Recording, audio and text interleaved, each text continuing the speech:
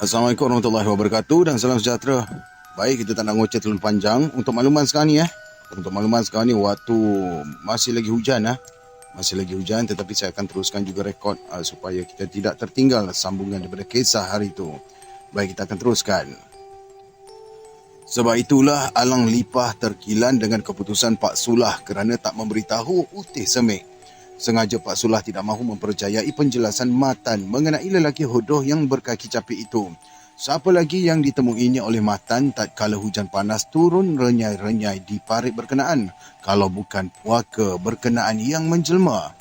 Sudah berkali-kali Utih Semik mengingatkan supaya jangan melintas parit itu tatkala hujan panas turun renyai-renyai sekiranya lemah semangat.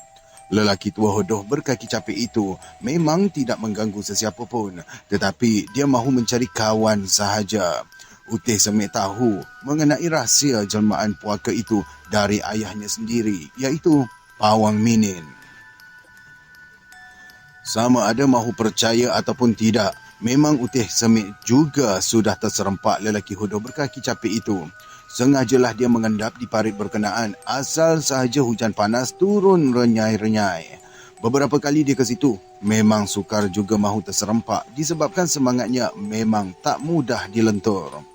Hanya menjelang senja, dia mengendap dan ketika itu hujan panas turun renyai-renyai. Utih Semik nampak jelmaan lelaki hodoh berkaki capit itu berjalan menghulu. Tidak bertangguh, Utih Semik melompat keluar dari sebalik belukar membentak lelaki hodoh itu dengan membacakan. Saya cuba baca ya. Qulillahil hamdu rabbis samawati wa rabbil ardi rabbil alamin walahul kibraya fis samawati wal ardi wa huwal azizul hakim. Kalau saya silap tolong betulkan ya. 3 kali dibacakan oleh Utih Semik. Dia menghentakkan tumitnya ke tanah. Tiba-tiba lelaki hodoh itu terbatuk-batuk. Kemudian berpaling ke arah Utih Semik. Tersenyumlah dia apabila melihat Utih Semik tercegat di tebing parit dengan tumit yang mengisar ke tanah. Aku tahu kamu nak jumpa aku, Semik, ujar lelaki hodoh itu bagaikan mengejek. Buat apa awak lalu di sini ya? Jerkah Utih Semik mengokohkan lagi semangatnya tatkala berhadapan dengan lelaki hodoh berkaki capit itu. Kamu ni anak Pawang Minin, iya tak? Semakin ramah lelaki hodoh itu menegur Utih Semik, tetapi dia tetap tidak berganjak dari tengah air. Tak perlu pun awak tahu, sahut Utih Semik keras tidak mahu mengalah. Pawang Minin pun tak macam kamulah, Semik. Tegas lelaki hodoh itu terus mengejeknya. Utih Semik tidak menyahut. Dia merenung tepat ke muka lelaki hodoh yang berkedut-kedut kulit itu, lantas membacakan perlahan. Wa iza sarafna ilaika nafaran mina jinni yastamirunal Qur'ana falamma haddaruhu anasitu falamma qadiya walau ila qaumihim munzirin. Selepas Utih Semik membacakan doanya, lelaki hodoh itu terbatuk-batuk hinggakan bersemburan darah dari mulutnya. Tetapi dia masih lagi tersenyum dengan membiarkan darah memercik di bibirnya. Dia tidak membasuh pun darah di bibirnya, sekalipun masih lagi tercegat di tengah air. Semik, kalau kau tak mahu jumpa aku, biarlah aku balik. Lelaki hodoh itu mula gelisah dengan sikap Utih Semik.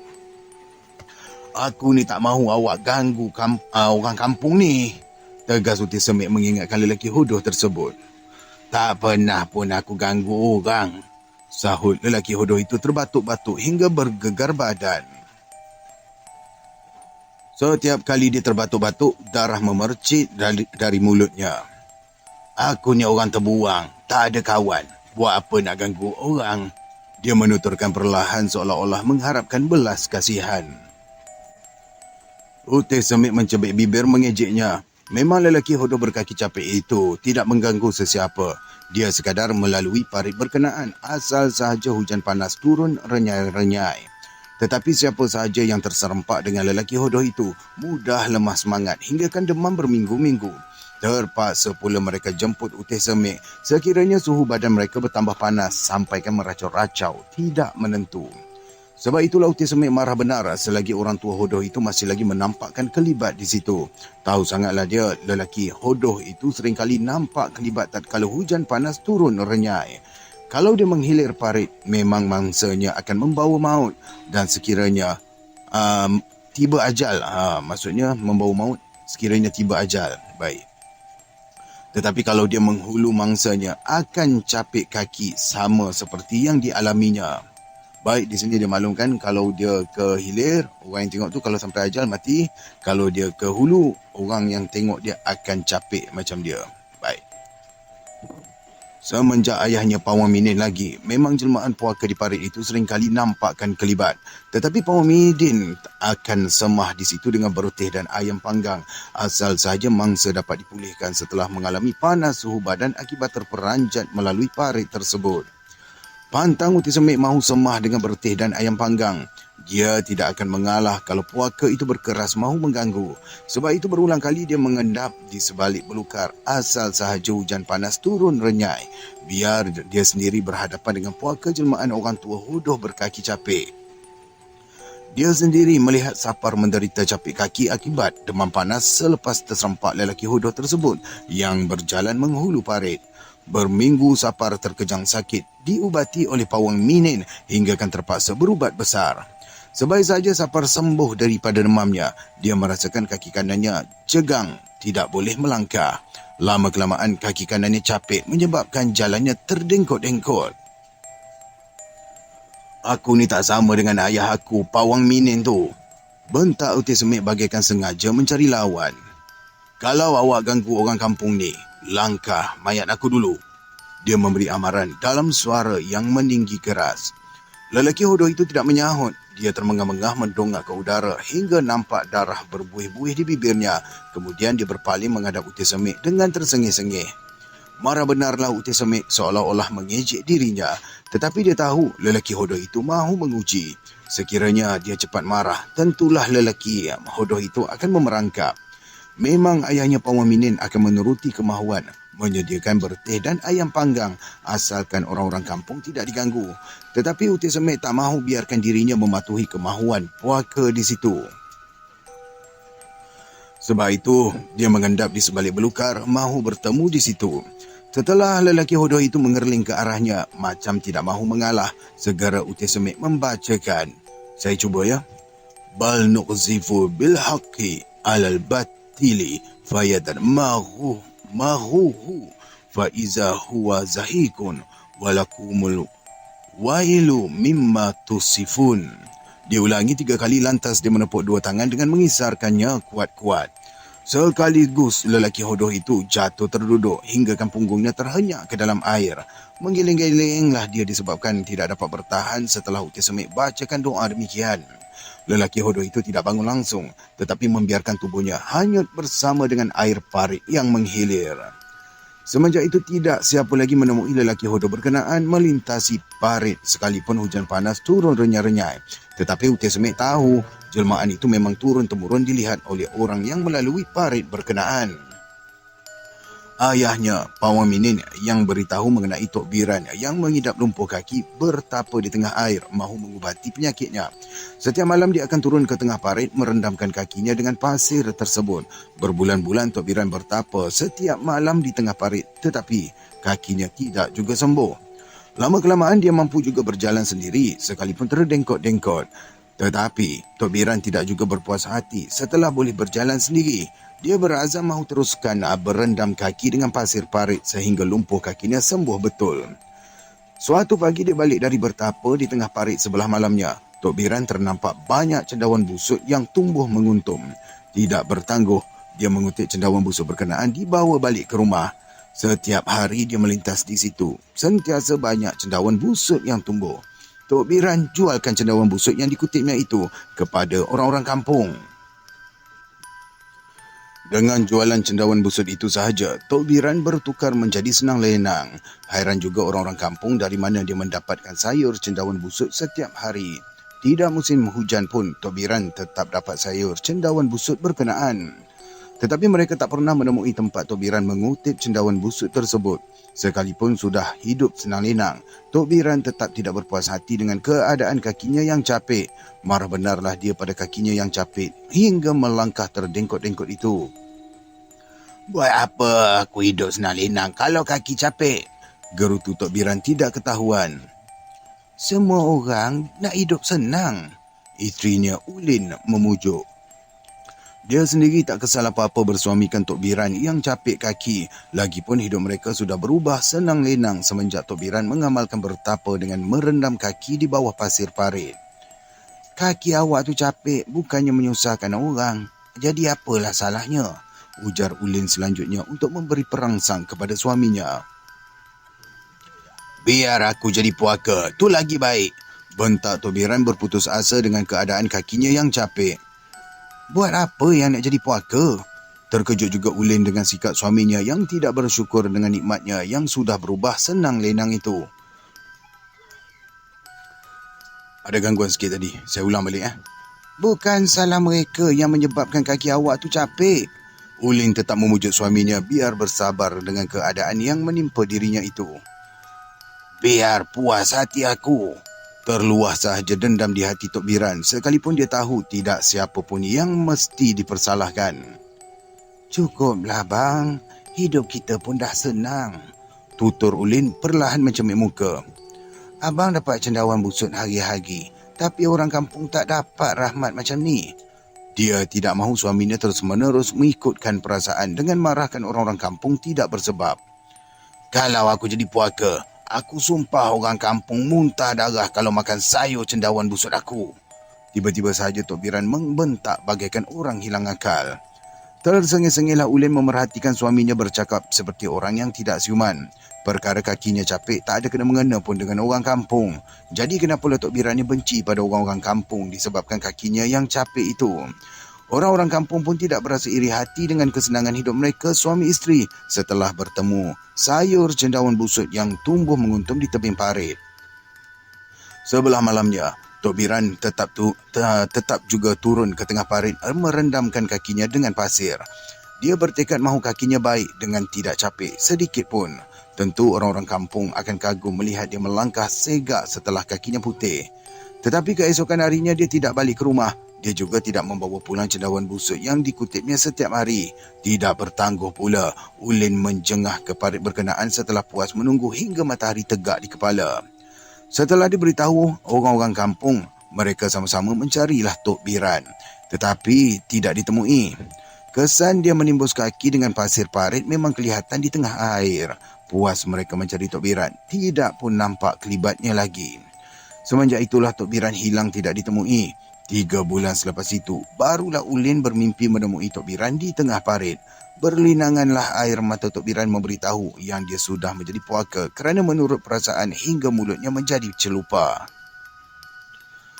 Dia ingatkan Ulin supaya tidak benarkan anak-anaknya melalui kawasan parit yang dia bertapa itu sekiranya hujan panas turun renyai-renyai. Ulin juga tidak dibenarkan mengutip cendawan busuk sekiranya berhampirannya terdapat pokok dengan lebah yang membuat sarang. "Itu tandanya cendawan busuk yang sudah aku sumpah," beritahu Tok Biran supaya anak cucunya terlepas daripada sumpahannya.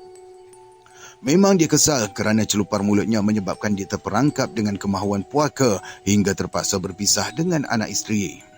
Sikapnya yang terlalu tamak mahukan kakinya sembuh setelah hidup senang lenang membawa padah sendiri. Segala mimpi yang dilaluinya itu diberitahu oleh Ulin kepada anak cucunya. Memang dipantangkan anak cucunya mengutip cendawan busuk yang tumbuh menguntum sekiranya pokok berhampirannya terdapat lebah yang membuat sarang. Siapa sahaja yang melanggar pantang itu nescaya termuntah-muntah darah apabila menjamah sayur cendawan busuk yang sudah disumpah oleh Tok Biran. Sebab itulah menjadi pantang larang Ulin kepada anak cucunya setelah dia mendapat alamat dalam mimpinya bertemu dengan Tok Biran. Memang alang lipah sendiri keturunan Tok Biran. Sebab itulah dia tak percaya dengan penyakit matan disebabkan oleh typhoid setelah melalui parit berkenaan semasa hujan panas tengah turun renyai-renyai. Dia dapat mengagak tentu sumpahan keturunan Tok Biran masih lagi mengganggu keluarga mereka. Sebab itu dia mahu menantunya, Pak Sulah, jangan terburu-buru membawa Matan ke hospital. Apa salahnya berbincang dengan adiknya Utih Semit dahulu. Tentu Utih Semit dapat mengagak sama ada Matan diganggu puaka ataupun benar-benar diserang penyakit typhoid. Tetapi semuanya sudah terlambat. Matan meninggal dunia di hospital setelah lama terlantar di wad. Tubuhnya juga sudah kurus menanggung derita penyakit. Menitik juga air mata Pak Sulah disebabkan Matan merengek setiap kali jarum suntikan ditusuk oleh doktor. Sudah lama banyak bahagian kulitnya yang disuntik sepanjang terlantar di wad berkenaan. Setelah anak saudaranya meninggal dunia itulah Utih Semit berkali-kali mengendap di sebalik belukar berhampiran parit tersebut. Dia tahu puaka yang melintas di situ tidak mencukupi satu mangsa. Dia akan mengulangi sama ada hingga 3 orang ataupun sampai 7 orang. Sebab itu Utih Semit bertindak. Kalau jelmaan lelaki hodoh itu salahkan dia tidak bersemah dengan bertih dan ayam pinggang, memang Utih Semit akan terkam cekak batang lehernya. Ini bukan ayam pinggang ni, dia typo. Saya rasa ayam panggang. Baik. Pantang dia tunduk dengan kemahuan puaka seperti yang dilakukan oleh ayahnya Pawang Minin. Utih Semit bernekat tidak mahu bersamah dengan menjamu puaka. Terpaksa pula sediakan bertih 7 piring dengan ayam panggang seekor.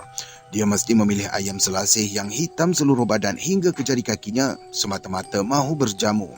Sia-sialah dia lama belajar pondok di Kedah kalau mudah sangat tunduk dengan kemahuan puaka. Biarlah puaka itu disebabkan keturunan dia masa lalu.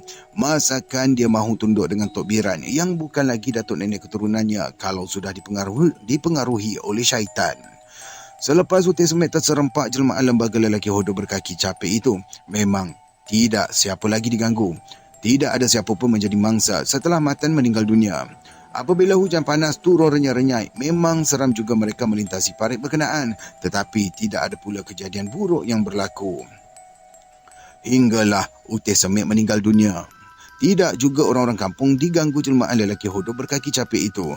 Bertahun-tahun mereka tidak diganggu. Sampaikan Andalibet pun sudah lupa segala sumpah Tok Biran yang menjadi pantang larang keturunannya. Kalau tidak disebabkan kejadian Andalibet menggelepar selepas menjamah sayur cendawan busut, memang dia tidak beritahu sesiapa pun mengenai Tok Biran. Tetapi Matan meninggal dunia disebabkan seluruh badannya panas. Memang Cu Salemah juga tahu. Ketika kejadian itu berlaku, dia juga sebaya dengan Andalibet. Masih dara sunti lagi. Dia takkan mengetahui kejadian itu sahaja. Ketika mayat Matan dimandikan, Cu Salemah juga menitiskan air mata melihat keadaan tubuh yang kurus itu. Tetapi Cu Salemah tidak tahu mengenai arwah Utih Semit mengendap di sebalik belukar berhampiran tebing parit sebaik saja hujan panas turun renyai-renyai. Manalah dia ambil peduli sangat perkara yang di luar jangkauan fikirannya ketika itu. Saya nampak lelaki hodoh berkaki capek tu, beritahu Cu Salemah setelah Andalibet sendiri menerangkan pantang larang keturunannya yang disampaikan sejak ulin lagi. Agaknya itulah puaka Tok Biran ya, keluh Andalibet mengusap-ngusap dadanya yang terasa masih berbahang panas. Nasib baik Cu Salemah kamu pun boleh dicuba oleh Ustaz. Tersengih-sengih Acik Mikon mengerling isterinya. Oh, ni suami dia. Nasib baiklah Cu Salemah kamu pun boleh dicuba oleh Ustaz. Tersengih-sengih Acik Mikon mengerling isterinya. Cuba yang macam mana? Hairan juga Semail bujuk bagaimana Cu Salemah boleh melihat lelaki hodoh berkaki capek yang dikatakan oleh isterinya puaka Tok Biran itu. Cara Ustaz ni, dia akan tidurkan Cu Salemah kamu. Lantas Acik Mikon menuduh. Cara Acik lain pula, tapi jalannya tetap sama. Dia ketawa mencuit bahu saya. Memang Semail bujuk tidak faham apa yang diterangkan oleh Acik Mikon. Bagaimana Cu Salemah boleh tidur sekiranya dia duduk terconggok di bawah rumpun pisang. Sekiranya Cu Salemah sekadar duduk terconggok, bagaimana dia mengaku melihat lelaki hodoh berkaki capek di situ. Tetapi Semail bujuk tak peduli sangat dengan apa yang dilihat oleh Cu Salemah di perdu rumpun pisang. Memang dia sedar isterinya Andalibet sudah melanggar pantang larang apabila mengutip cendawan busut yang banyak tumbuh menguntum dalam masa lebah membuat sarang di dahan pokok nangka berhampiran rumpun pisang kelat berkenaan. Andalibet sendiri sedar dengan pantang larang tersebut. Tetapi semenjak arwah Utih Semit sudah menyongsong puaka Tok Biran, tidak pernah lagi jelmaan lelaki hodoh berkaki capek itu mengganggu mangsa. Hujan panas turun pun mereka tidak bimbang terserempak dengan puaka itu lagi. Sebab itulah dia tak peduli apabila ternampak sarang lebah sebesar tempayan yang tergantung di dahan pokok nangka berhampiran rumpun pisang kelat. Sebaik sahaja ternampak cendawan busuk tumbuh menguntum di perdu pisang kelat itu. Tidak bertangguh, Andalibet mengutipnya. Tentu pantal larang itu sudah lupus setelah Uti Semit menyongsong ke tebing parit. Puaka Tok Biran tak berani lagi menjengah ke situ setelah diberi amaran oleh Uti Semit. Bunuh ajalah puaka tu, Ustaz. Lantas sahaja Semail Bujuk mendesak dengan dendam yang memuncak terhadap kejadian yang menimpa isterinya. Selagi puaka itu dibiarkan, sampai bila-bila pun tetap akan mengganggu keturunan mereka. Bukan ada daya upaya saya nak buat macam tu, sahut saya perlahan menatap muka Semail Bujuk. Apalah sangat saya mahu diharapkan membunuh puaka yang segalanya dalam pengetahuan Allah yang menentukannya.